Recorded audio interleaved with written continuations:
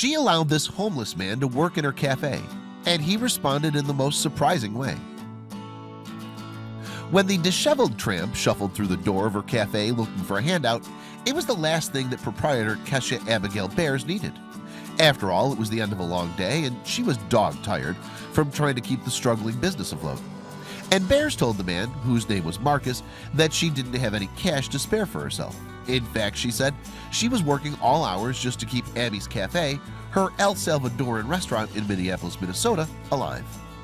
As Bears explained in a March 2016 interview with the New York Daily News, "I've seen him going up and down on Main Street before, like a lot of other homeless people.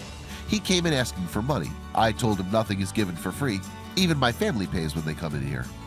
And Bears responded to him with equally honest, "I was really tired. I don't have the money." Nevertheless, she also recounted, "I felt a connection with him."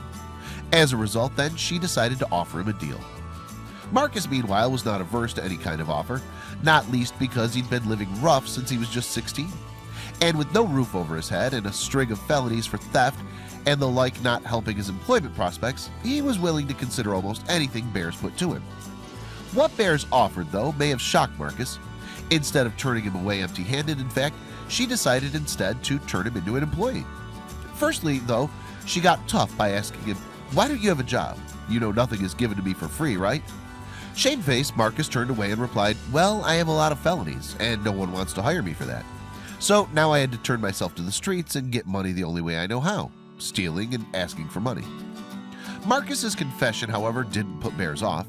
Instead, she looked him in the eye and declared, "You want a job? Then I have one for you." Then she handed him a washing-up apron, and he accepted her challenge and the apron, while responding, "I'll do anything for food." The cafe owner employed him for 2 hours on that first occasion, as that was all she could afford to pay him. She also gave him a sandwich to eat, but was stunned when he only ate half of it and wrapped the other half in foil. Later, however, she saw him take the uneaten half out into the street and give it to a homeless woman. And upon witnessing that touching gesture, Bears knew that her initial favorable judgment of Marcus had been right on the money. The following day, moreover, he came back to work again. As Bears told CBS News in 2016, "A lot of people are saying I've been a blessing for him, but at that point, I was the one who needed a blessing. Some restaurants wouldn't even let you use their restroom. I don't judge someone on how they look. Go use it. I don't treat homeless people any different."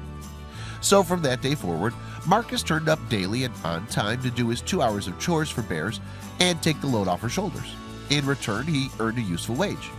Meanwhile, Bears herself has a blunt message for business owners that don't help people who are down on their luck. They're part of the problem. And not only did the cafe owner assist one man by giving him a job, but she's also setting him up for the future. Specifically, Bears and Marcus agreed to put 10% of his wages into a fund for him so that he can begin to build up some savings. As for why she decided to aid the homeless man, Bears explained to CBS News, "Just like Marcus, I had my help. I had plenty of people to help make it where I am today. They believed I could do it. People need to have someone believe in them. It's going to be hard for him to let go of whatever addiction he has. I want to help him, but he needs to want to help himself."